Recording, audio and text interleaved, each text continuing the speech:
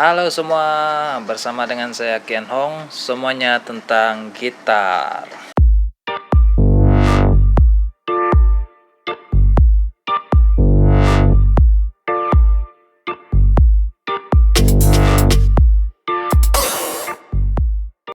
Oke, video kali ini kita akan menyentuh sedikit lagi tentang gitar. Oke, kita akan belajar serba sedikit tentang gitar sebelum kita masuk dalam pembelajaran chord gitar. Apakah pelajaran yang pertama? Adalah kedudukan jari Anda, simbol jari Anda. Nah, jari kita ini ada nomor. Oke, setiap jari ini punya nomor.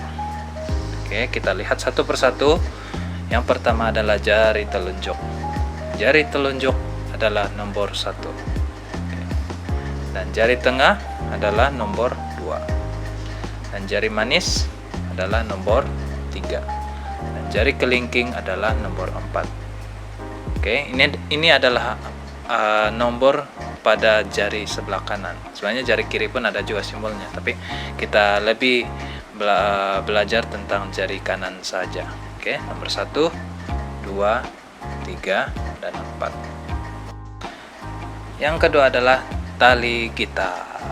Oke, nah di gitar kita ini ada nomor-nomor talinya. Oke, ini adalah gitar. Nomor gitar, tali gitar ini adalah kiranya bermula daripada di bawah. Oke, ingat kawan-kawan, dia bermula daripada bawah. Tali 1 adalah paling bawah, dan seterusnya tali 2, tali 3, tali 4, tali 5, dan tali 6. Ke semua gitar kayu ada 6 tali, dan kiranya dari bawah 1, 2, 3, 4, 5, 6. Oke, nah setiap tali ini mempunyai tune-nya yang tersendiri. Apakah tune dia adalah yang pertama nih, tali 1 nih dia punya chord adalah I. Oke, I. Tali 2 chord dia adalah B. Tali 3 chord dia adalah G. Tali 4 chord dia adalah D. Tali 5 chord dia adalah E. Dan tali 6 chord dia adalah I. Oke, jadi bagaimana kita mau mencari tune pada tali ini adalah kita menggunakan satu apps. Biasanya saya akan gunakan satu apps ini, yaitu Gitar Tuner. Boleh kita lihat di sini, ini adalah apps yang paling sesuai untuk tuning tali gitar Anda. Pembelajaran yang ketiga adalah fingerboard ataupun fretboard. Fretboard adalah ini. Oke. Jadi pada pembelajaran chord nanti kita akan belajar chord, kita akan lebih banyak menyentuh tentang fretboard ataupun fret. Oke. Contohnya, kalau saya katakan fretboard yang pertama, Anda harus memetiknya di sebelah sini. Oke. Kalau saya katakan nomor 2 fretboard yang kedua, kita akan sentuh sebelah sini. Fretboard yang ketiga dan di sini dan seterusnya, sehinggalah fretboard yang terakhir di sini. Oke. Pembelajaran yang keempat adalah position marker. Seperti video saya yang sebelum ini, position marker ini mempunyai fungsinya yang tersendiri. Nah, di manakah position marker ini diletakkan adalah di bagian sini. Kalau kamu lihat di gitar di hadapan Anda ini ada satu tanda. 1, 2, 3, 4, 5. Nah, tanda yang pertama kita akan lihat dia terletak pada fretboard yang ketiga. Sini. Tanda yang kedua terletak pada fretboard yang kelima. Tanda yang position marker yang ketiga terletak pada tanda yang ketujuh, dan seterusnya. Anda boleh kira sendiri. Nah, apakah fungsi position marker ini? Adalah untuk menunjuk kita di manakah fretboard tersebut. Jadi tanda pada gitar ini akan memudahkan kita untuk tahu di manakah kedudukan jari kita ataupun di manakah kedudukan chord tersebut. Contohnya adalah kalau saya katakan chord E. Oke, chord E dia terletak pada fingerboard yang kelima, maksudnya position marker yang kedua, yaitu 5. Jadi Anda tidak perlu mencarinya, mengiranya lagi. 1, 2, tidak perlu lagi kira-kira. Jadi tinggal kita tengok marker tersebut dan kita tahu di manakah posisi chord ini.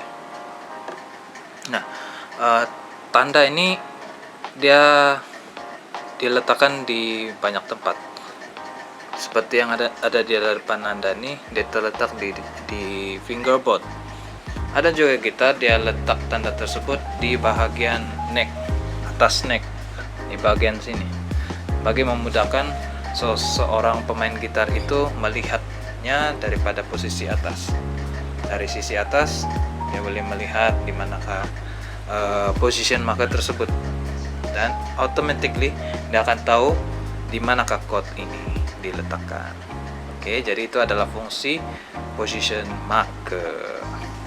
Nah, seterusnya adalah mute string. Oke, mute string ini selalu digunakan apabila kita sedang memetik gitar. Contohnya seperti ini. Oke, ini adalah contoh chord E. Kita akan sentuh chord E ini pada video seterusnya, tapi kita akan belajar apakah maksud mute string pada ketika inilah. Jadi contohnya chord E. Maksud mute string adalah kita menghentikan bunyi tali tersebut. Di manakah mute string yang harus dibuat adalah di tali yang ke-6 ini.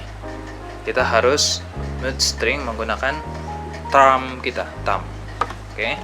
Kita mute, kita hanya letakkan saja di atas tali tersebut, maka tali itu tidak akan berbunyi. Oke. Jadi semasa kita memetik, tali ini tidak akan mengeluarkan bunyi. Tali 6 ini tidak akan mengeluarkan bunyi tersebut. Karena apa? Jika kita memetiknya keseluruhan, misalnya oke juga, boleh juga. Tapi biasanya saya akan mute supaya kita lebih memfokuskan kepada chord E ini. Oke, chord E. Oke. Contohnya lagi satu, chord C. Oke, kita mute kan tali yang ke-6 ini karena kita hanya memfokuskan chord C tersebut. Oke, jika kita lepaskan thumb kita, jari ibu kita, dia kedengaran seperti ini. Dan itu akan mengganggu bunyi chord ini. Oke. Jadi itulah fungsi mute string, menggunakan thumb kita, thumb sebelah tangan kiri kita, agar kita lebih memfokuskan chord C ini saja. Oke. Nah, seterusnya adalah strum. Strum adalah bermaksud kita memetik gitar. Oke, contohnya kita petik chord C. Kita sedang strum turun, down strumming. Contohnya begini.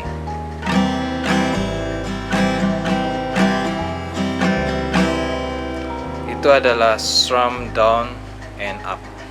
Oke. Down up, down up. Jadi maksud strum adalah kita sedang memetik gitar, strumming. Oke. Dan seterusnya.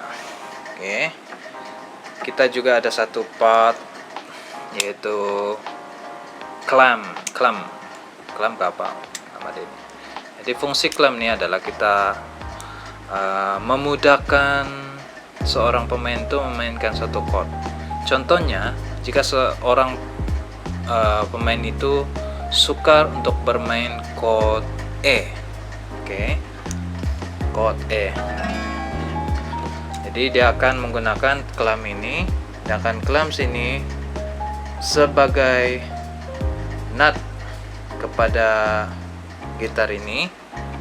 Dia akan lebihkan sedikit fret, dia letakkan pada fretboard yang kedua, dan dia mainkan chord E ini seperti chord G. Jadi ini akan memudahkan seorang pemain itu bermain di chord E dengan cara chord G. Fungsi dia ini sekali lagi, dia akan memindahkan nut yang asalnya di sini, dan ini akan menjadi nut yang diubahkan bila dia diletakkan di sini, dan kita akan bermain chord yang kita senang petik. Ini kita akan lihatlah di video-video seterusnya. Apabila kita belajar kita belajar chord nanti, saya akan sentuh tentang ini supaya kita boleh belajar bagaimana menggunakan trik menggunakan clamp gitar ini. Akhir sekali kita akan belajar bagaimana untuk memegang pick gitar. Soalnya setiap orang ada cara dia tersendiri, tapi mungkin lebih selesa ataupun sebagai pengetahuan tambahan, saya akan berkongsi bagaimana cara saya memegang pick gitar. Nah, cara saya memegang pick gitar adalah seperti ini. Letakkan pick di atas telunjuk Anda, jari telunjuk, dan seterusnya jari ibu, thumb kita, dan ia kelihatan seperti ini. Kawan-kawan, nampak?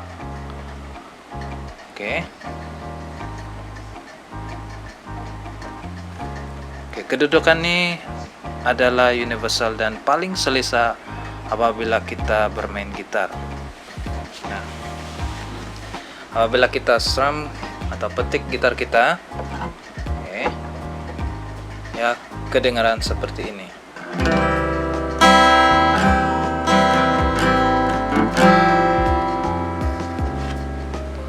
Cara memegang pick gitar.